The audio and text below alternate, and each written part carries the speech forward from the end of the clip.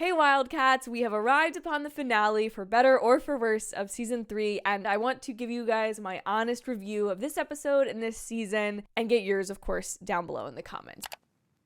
So HSMTMTS season 3 is done, and I gotta be perfectly honest with you guys. I was dreading making this review a little bit because I really did not find this finale in any way satisfying or exciting, and I know the first thing people are gonna have geared up in the comments is, oh, you're just sad because Arena is officially together now. It has nothing to do with that. If I'm being completely honest with you, that storyline and the way that they have allowed for callbacks from season 1 and 2 to come into this season, I feel like that's been the storyline that's been handled the best, other than Courtney's storyline. What I'm here to complain about today is the fact that I think the writing of this season, anything that was a problem, episodes 1 through 7, was just undone in episode 8. Again, better or for worse. You may feel like it all wrapped up the way it's supposed to, and this is how previous seasons of the show have been, but I feel like this show has gone so beyond the scope of this cute little mockumentary series following teenagers. I have commended this show in the past for its meta referencing and its self-awareness, and to be honest, I feel like this show relies a little too heavily on that. The epilogue of this episode, if you will, the 1 month later jump when they arrive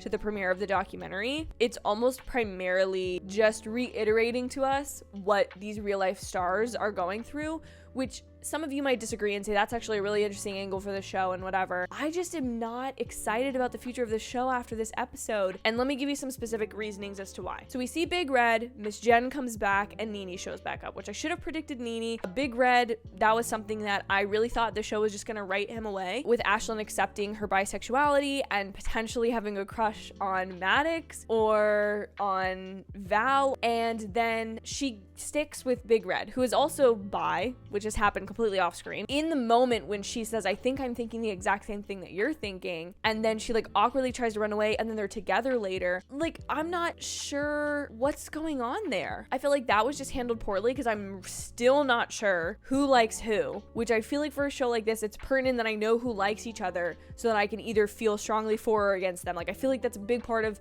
how this fan base has been built, is the Rena and the Portwell, right? And I feel like they're not doing that with other characters. One of the biggest issues I have, quite honestly, is the Corbin Blue redemption, which again, probably should have spotted that from a mile away that was gonna happen, but this man has been a complete jerk to them the whole time. And I get it, it's Corbin Blue playing up this like, if he was a jerk persona, whatever, but all of a sudden he's like having s'mores with them and singing every day with them. No, I'm sorry, you're not gonna get me on nostalgia here. Like, I appreciate the fact that he had the Majored in Vacation shirt, and I appreciated Olivia Rodrigo's driver's license send-off for the show, which I felt like again was lazy writing because she's been a part of 0% of the story. Also, the fact that this has all taken place in 2 weeks, it's been 8 weeks of my life, 8 weeks, and you're trying to tell me all this drama you put me through happened in 2 weeks. Gina is talking about we've had completely different summers and we haven't spent any time together. Girl, it has been 2 weeks at this camp. I'm sorry, that just blows my mind, and I'm sorry if this review feels like a rant,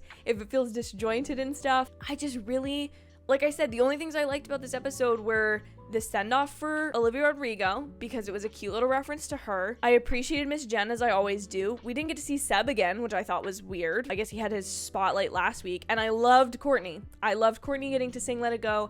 I love her getting over her stage fright. Oh, can we also talk about the fact that even though she was incredible, the young Emmy, the girl that's playing young Anna, Gina's like younger counterpart, why does she have a song that's a la Start of Something New from the first season with Nene? Why does she have a song when she's been part of 0 of the story, other than like, oh, people don't stay friends forever, like blah blah blah? That's the only time they've ever come up. And then all of a sudden, like, they're being coached, her and Courtney, by these like younger counterparts of theirs, which in some way I guess that's a positive message of like, you don't know everything just because you're a teenager, and like sometimes people that are younger than you can point these things out. But I'm sorry to everyone for this. They're all probably gonna feel a little let down by this, but I just feel very disconnected from the show. I don't know if it's an age thing for me. I don't know if it's that the show is going in a different direction. I personally feel like the writing of the season was just not strong throughout. The storylines were weak, and they gave us such bursts of like storyline for each character that they were really difficult to follow,